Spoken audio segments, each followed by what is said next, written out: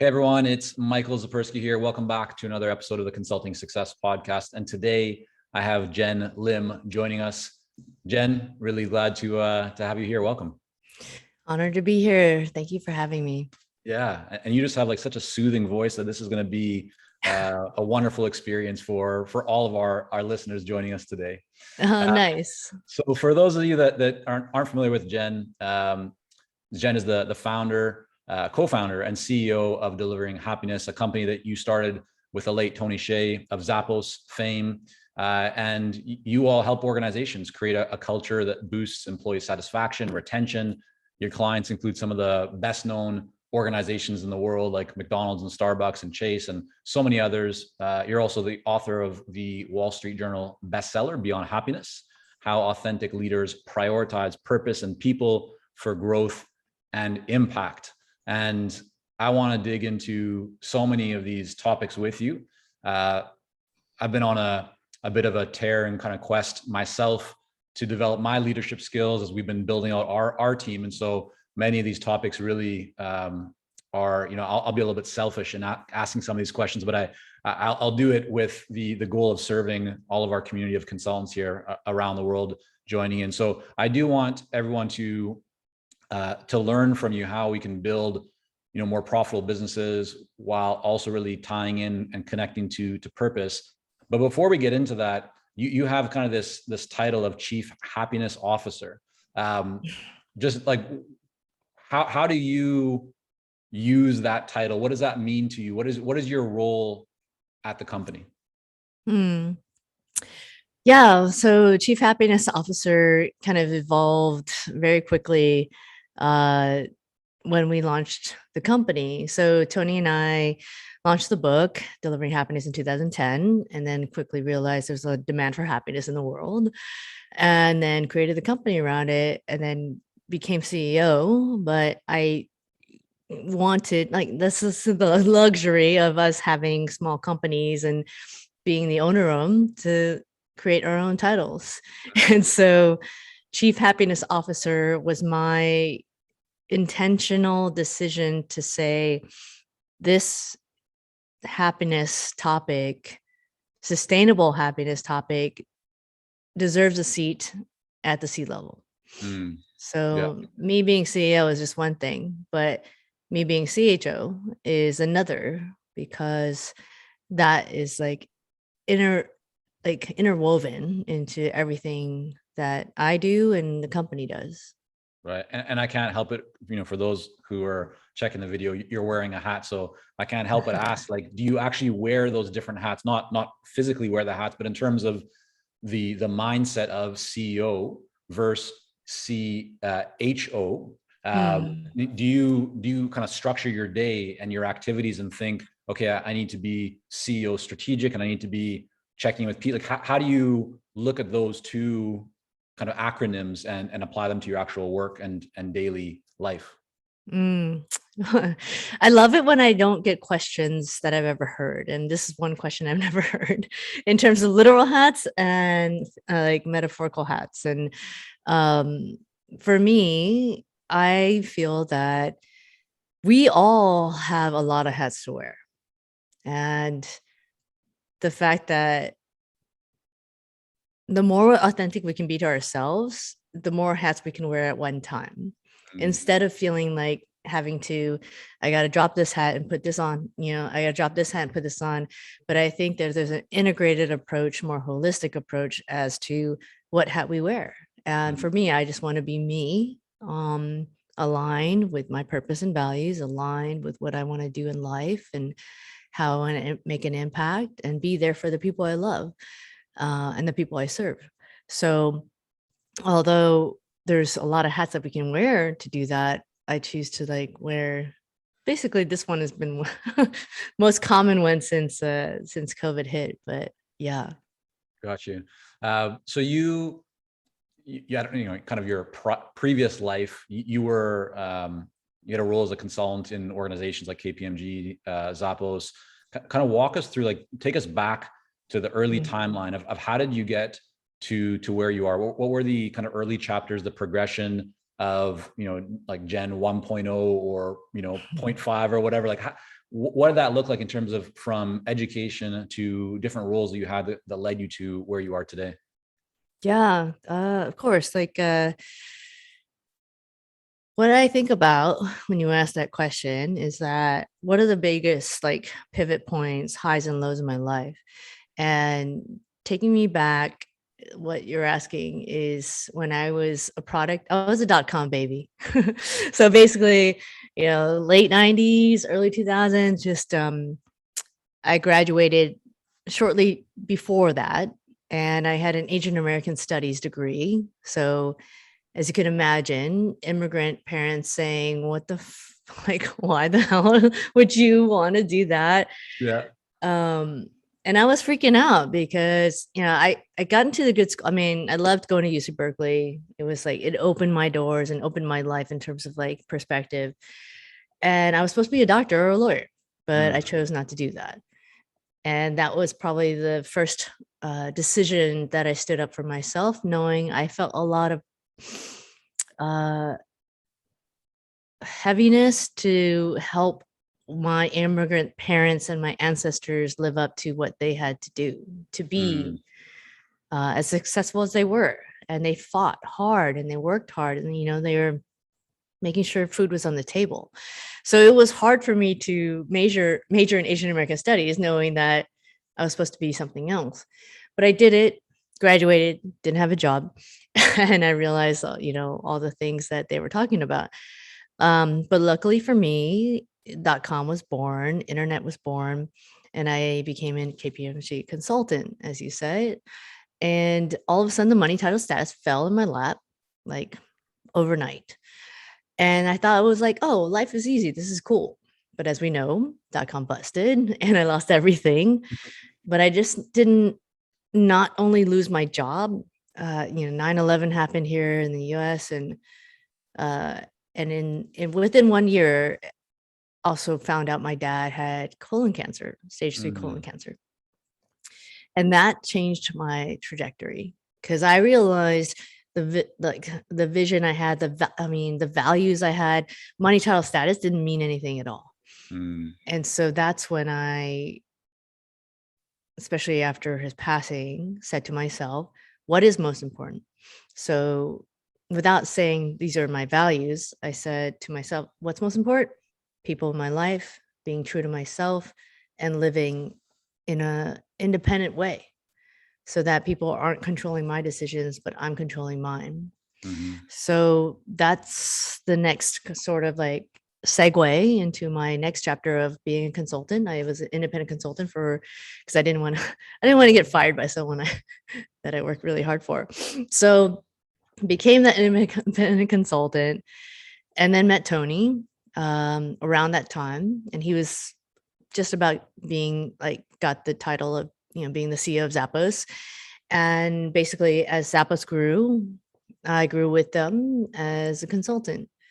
And that was really revelatory for me because the things that we were geeking out on, like, we're like, oh, there's a science to happiness, there's positive psychology, there's all this academic research based on real stuff that for me, as sort of a cynic and a existentialist in life, had these answers, at least data points that I could live by. So fast forward to 2010, I had been consulting for Zappos for a long time. That's when the book deal came out for Delivering Happiness, and I helped Tony launch that book, and then the company started. So those pivotal points is, I think, what is most meaningful and what I've learned over the years. When you were consulting with Zappos, like what was the main focus of your work, and how do you, like, what were you doing kind of spending your time in that organization? Because it's not rare, but it's certainly not so common to find consultants that work so closely with one organization for such a long period of time. What do you, again, back to kind of the main question, like what were you doing? And then the second part to that question would be, in terms of for those that want to create long-term relationships with their clients, what do you think was the main kind of the game changer or the key to creating that long engagement together?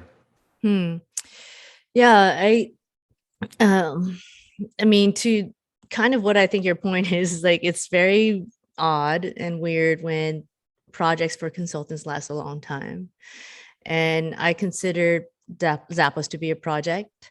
And so back in the early days, it was just Tony passing on these projects of like, hey, can you look at this marketing strategy? Hey, can you look at this? Can you look at that? And then eventually it went to culture and culture Mm, books. And that's where the launch of the culture book came about. And it was like a new idea. I had never worked on a book before.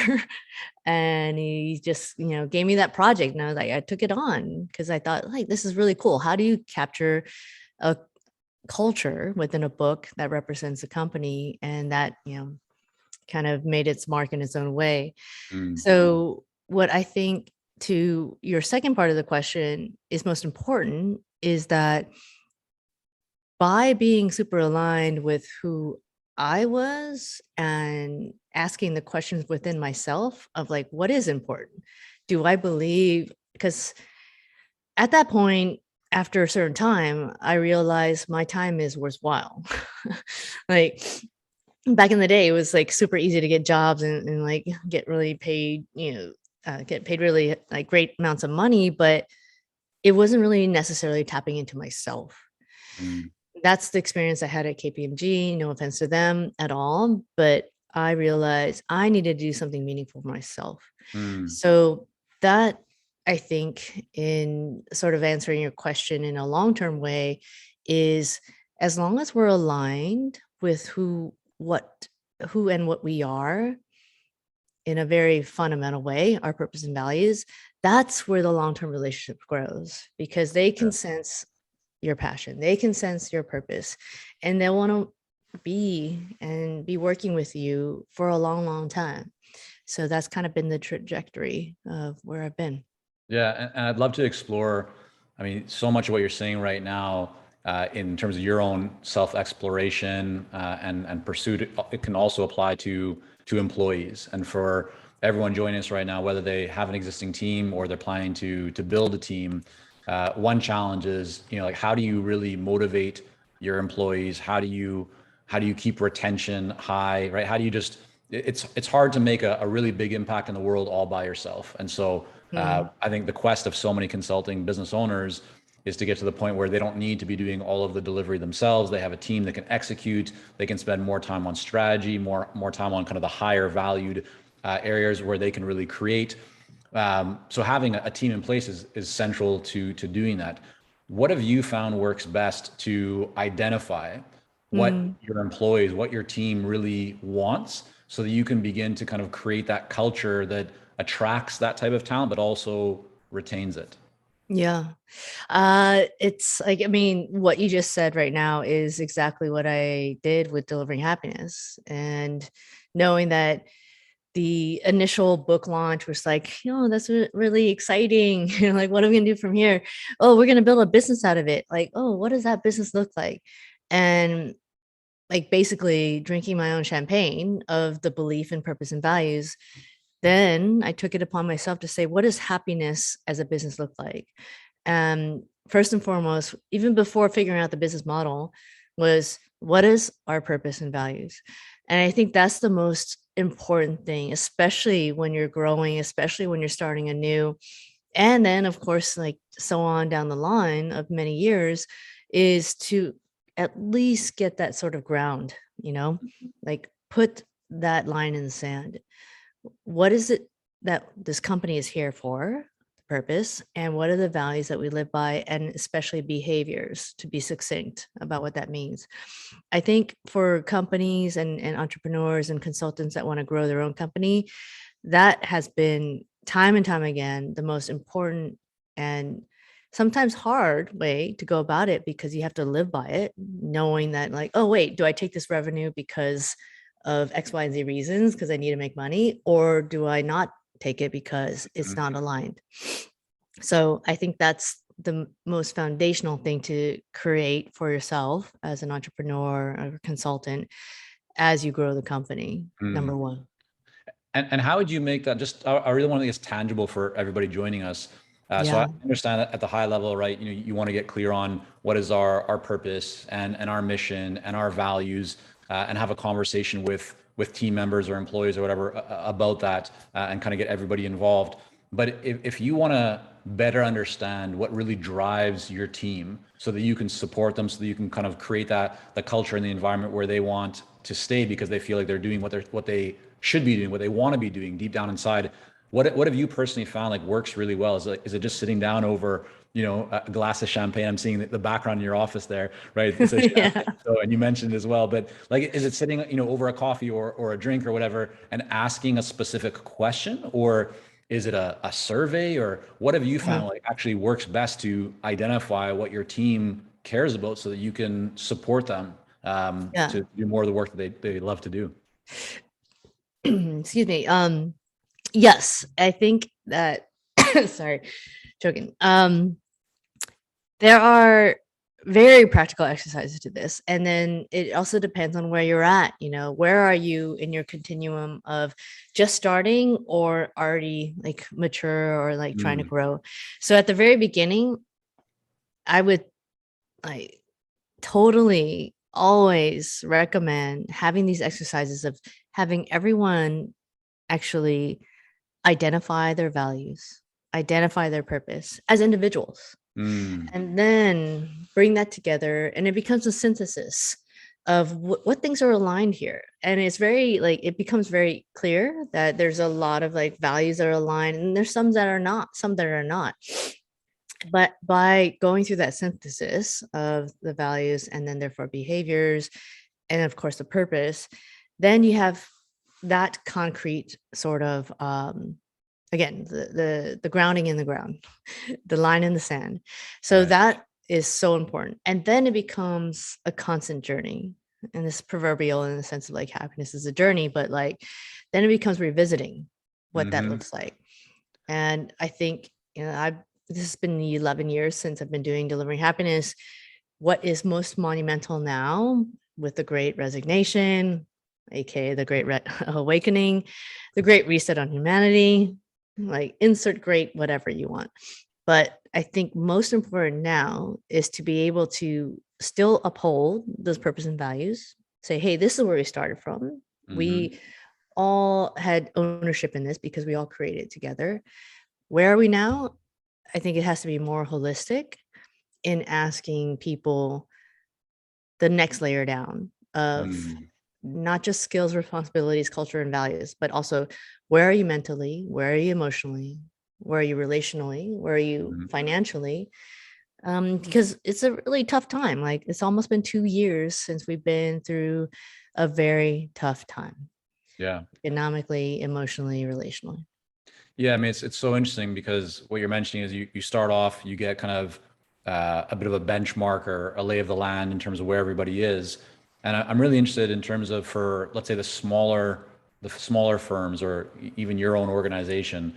Mhm. How do you find, like, what is the best way, or you just found an effective way to make sure that you're checking in on these? Like, is it something that you recommend that people do with their team each quarter, or is Mm. it weekly, monthly? Like, how often should you be doing this, and what does that look like? Is it just getting everybody around a table? Is it you as the leader doing one-to-one with each of your kind of direct reports?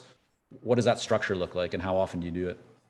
Yeah, I would definitely recommend quarterly, at the very least. And to answer from an operational standpoint, it depends how big your team is. Mm, Because I think that, you know, for a leader, like let's just say the owner of a company that's a consultant that like driving this through, it it's the most important part of the role to uphold these relationships and feeling of a meaningful connection.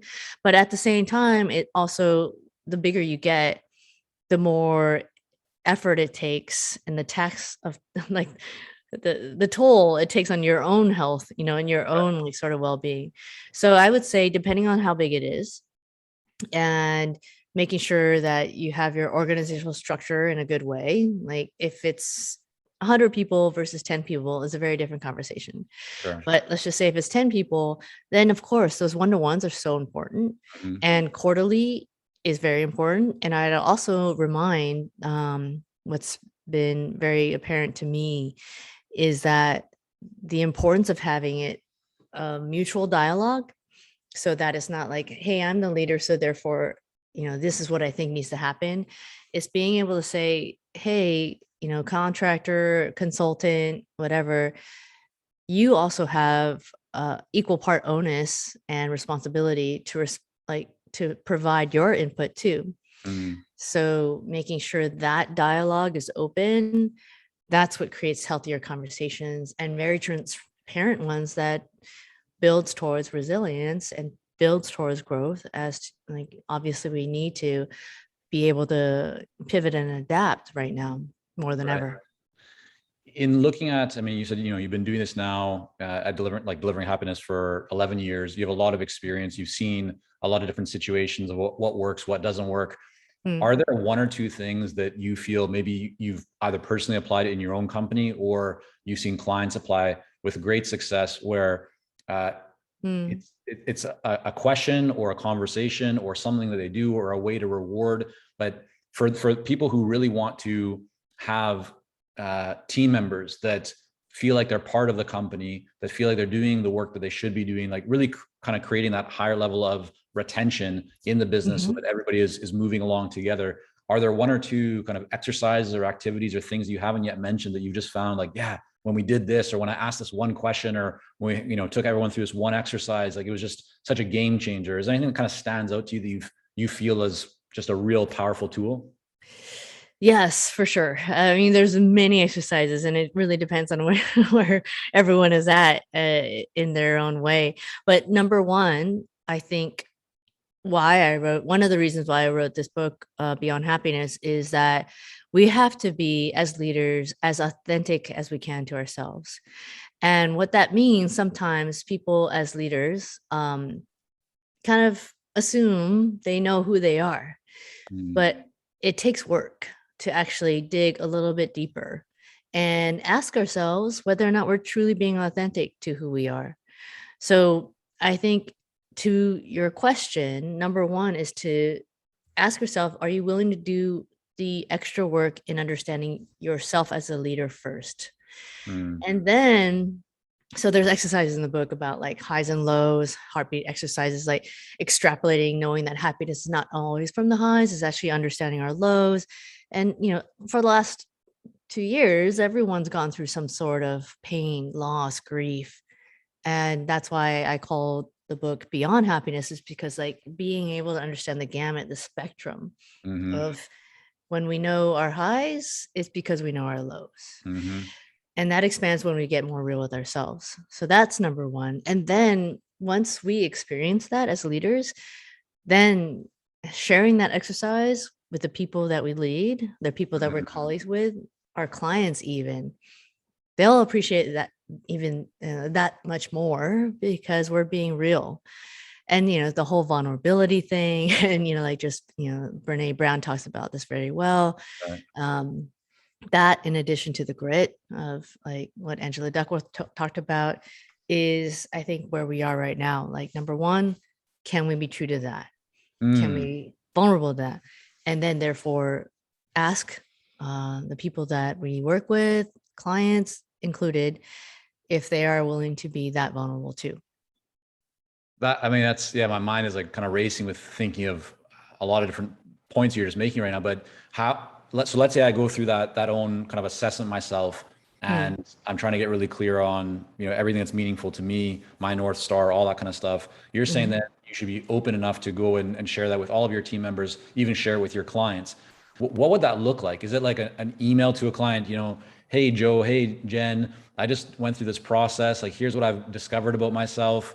What do you think? Like, how would you suggest that people introduce that or bring up their findings with their team and with clients?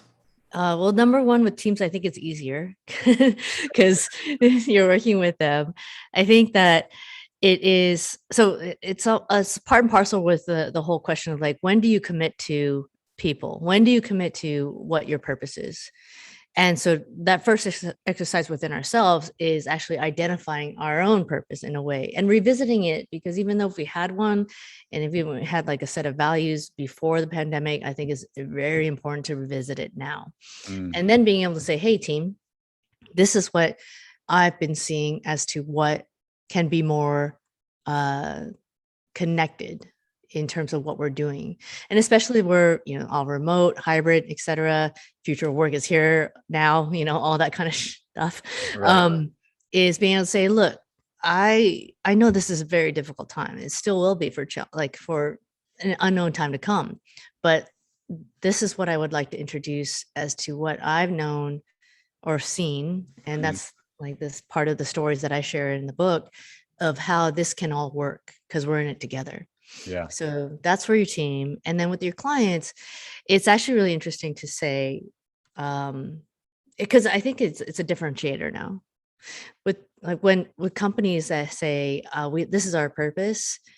HBR had a study within the last 2 years that showed that companies that explicitly stated their purpose are actually growing in revenue and more stable than ever than those that don't.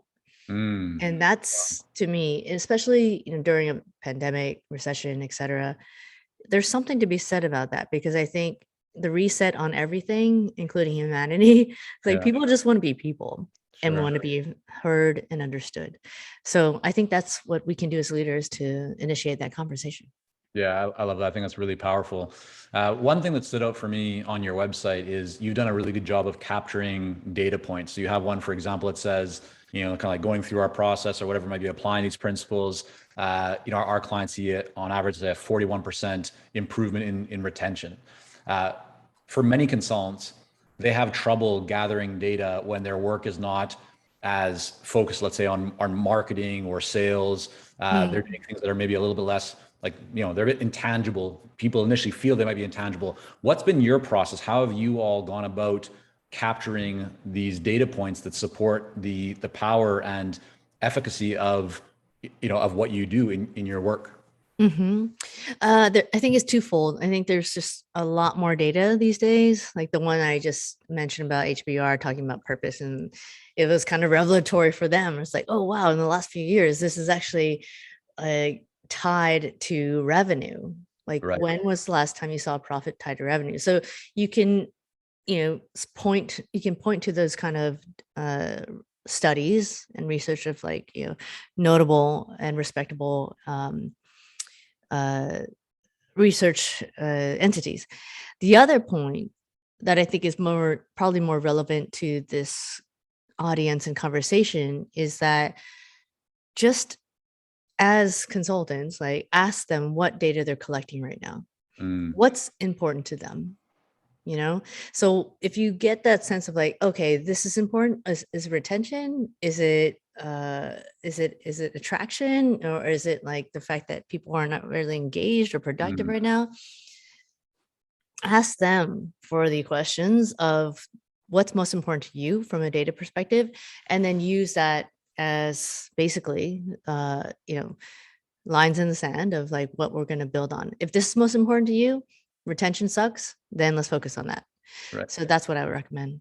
And do you establish in your engagements a baseline to say, once you've identified what metrics matter to the most, are you doing any kind of assessment or survey to establish, okay, here's where you are right now, let's just say you're at 30%, and then partway through you do another kind of assessment to see, we're now up to 50%. Is there any kind of tracking like that in place, or not so much, or how do you guys approach that?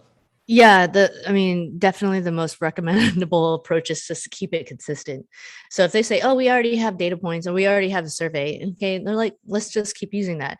Or we don't have a survey because we're not capturing what it means to be happy, sustainably happy. And then, so we have we're agnostic, but in general, we have tools. We say well, you can use this or you can use that.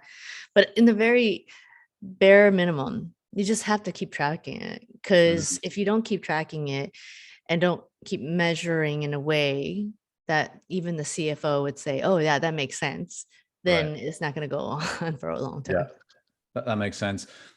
You offer, your company has a lot of different services, right? You do, virtual trainings, in-person stuff. You have e-learning. Like there's a lot of different services, products that you all put out there.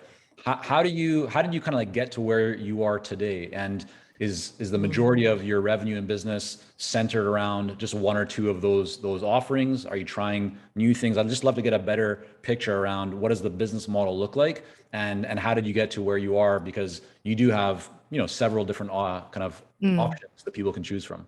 Yeah. I mean, that's a great question, because I think that, uh, as you've seen in my background, drinking my own champagne is important, because it's been such a moving target. And especially after COVID, right now, like everything you're seeing on our site, it's just too much. Like when I look at it, it's just like, we need to distill this, because they're like the people that are reading this, their attention span is almost to nil. They've got a lot of stuff on their plate.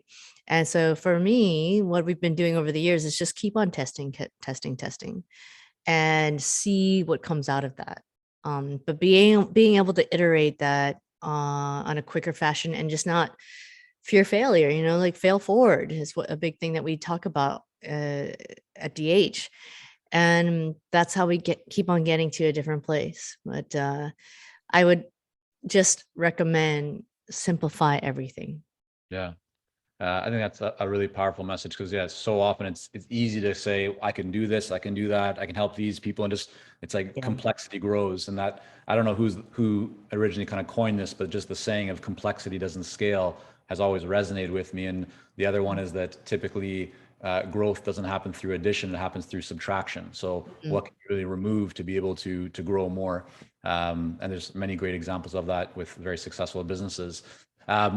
I'd love to know in terms of your business today and your new book. So you wrote the original book, Delivering Happiness with Tony. You have your book, Beyond Happiness.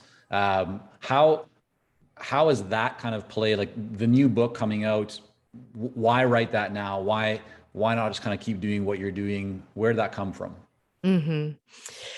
Oh my gosh, this is such a this is such a fresh story, because I'm still experiencing it right now. Because so basically, Delivering Happiness, Tony and I launched that 2010, and then the company came about, and then February of 2020, I had just signed a contract with the publisher, same publisher, to write the next book, and I had no idea. I mean, had a very concrete idea as to what the content was, which is basically all the stats and stories of what's happened in the last 11 years. Mm, And then, of course, 2020 happened, which was every headline, like from COVID, recession to social unrest. And then ultimately for me, and I know everyone had that experience of loss and pain, but Tony passing away at the end mhm. of 2020. So what I set out to write was not, I kept on throwing away the first page, because it's like every headline just said, this is not enough. This is not big enough. Because it's not about happiness anymore. There's something more to what we're talking about. And that's what kind of, with every headline, inspired me. And ultimately, towards the end and Tony's passing, um, I wanted to open up the conversation more. Because when people normally hear happiness in their head first, like there's a perception of what happiness is.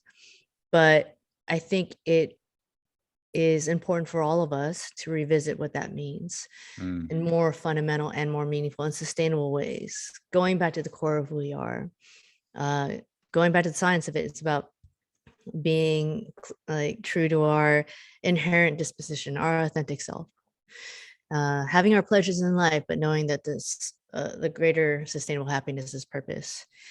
So it just kept on expanding during that whole process of writing, in a way that I just wanted to honor all the people that had experienced all these things, mhm. and make sure everyone understood, like, we can do this. There are very, very concrete examples in the book of companies that and organizations like hospitals and governments that like did this stuff. And I'm like, it's so awesome to see. But at the Yeah. same time, being real with who we are, our highs and lows, our strengths and shadows. The book for many people, writing a book, right, is part sharing intellectual property and ideas, and giving value and educating. It's also can be a very powerful marketing kind of tool. In delivering happiness right now at your company, what would you say are the one or two kind of the main drivers of new business? Aside from referrals, is there anything that you all are doing that you have found to work really well, even in today's environment? Yeah, I would say that the consistency of what we've seen over the last 11 years is that our biggest drivers have been word of mouth and keynotes. And yeah, just doing a talk on what, like, talking head on what you believe in.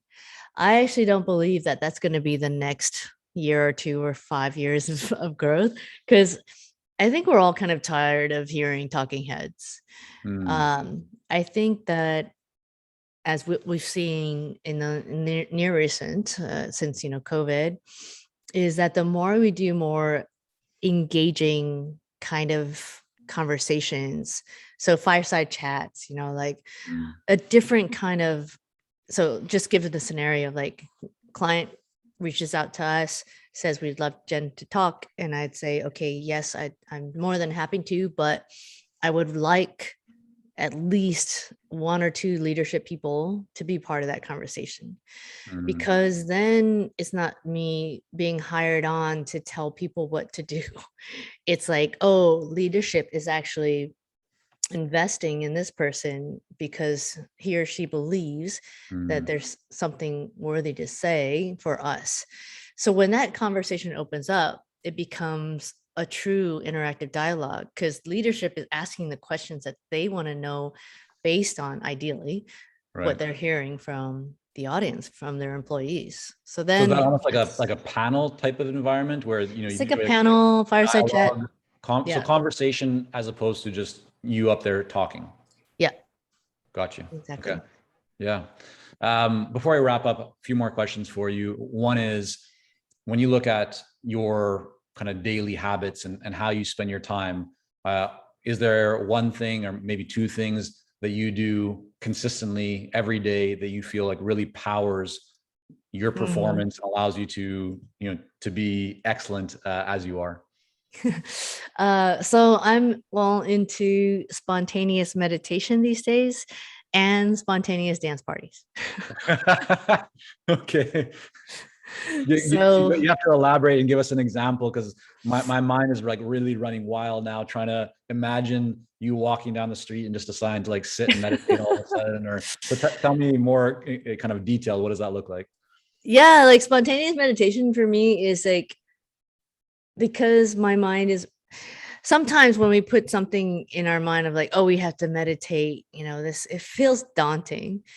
And so for me, being more spontaneous about it is like just capturing that moment when I am walking down the street, or I'm just like sitting around my house, and have that moment of just purity, emptiness, clarity. And then I'll take it. I'm like, okay, I'm going to ride that moment and put everything aside and just meditate at that moment. Same thing with dance parties. Like if I hear good music and I'm like, oh, okay, I got to do Just start this. dancing. Yeah. And oftentimes now, because of COVID, like it's been by myself, but when I'm with my family, like do that too. But there's something about just like being present in that moment and capturing it. Yeah, I think that's very well said.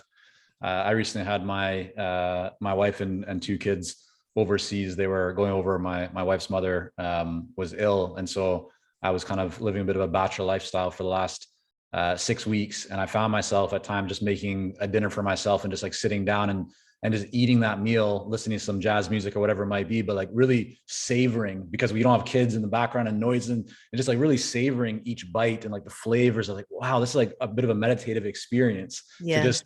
I think so often, right? It's like, how often do you, I posted this on social a while ago, but it's like, how often these days do we actually just listen to music? I mean, like not doing anything else, like not driving, not reading something on your phone, or just like actually listening to music and being in that moment. And I think there's probably many examples like what you just shared, and other examples as well of where these days we're all so busy that we don't take the time to like truly enjoy and savor the things that we're doing, whether it's dancing, meditating, eating, music, something else. But I think there's just, a lot of opportunity for all of us to be more present. Yeah, totally. I love that.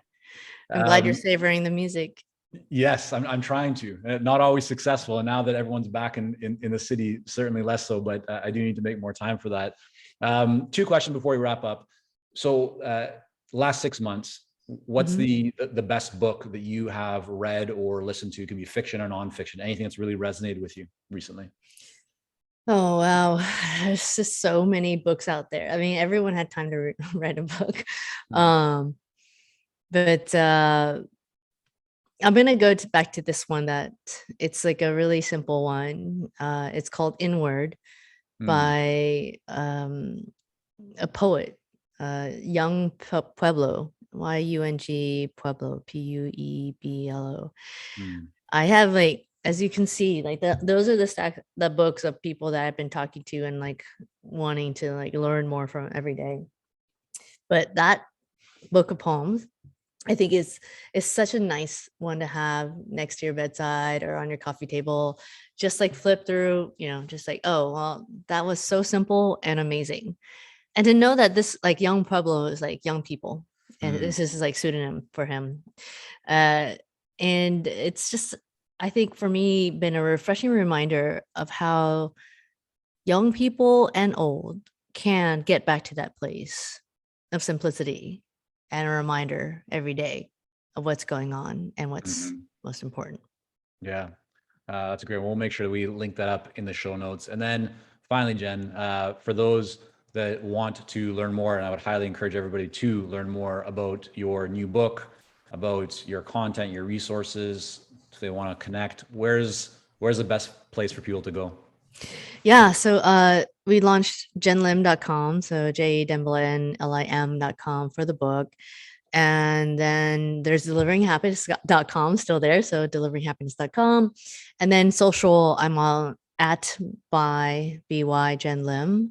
So I'd love to hear from anyone about all this stuff. And I also want to share that we did a really cool event at the end of last month for the book launch, but really to invite a lot of amazing speakers to have a conversation of what beyond happiness means, which included like Adam Grant, Peter Diamandis, Jennifer Acker, Angela Duckworth, CEO of Burning Man. Like, I just really wanted to invite people to have the next conversation of what happiness could mean. So that's totally a resource for everyone. It's all free content. So are those talks available, or those discussions, or what can people get access to there?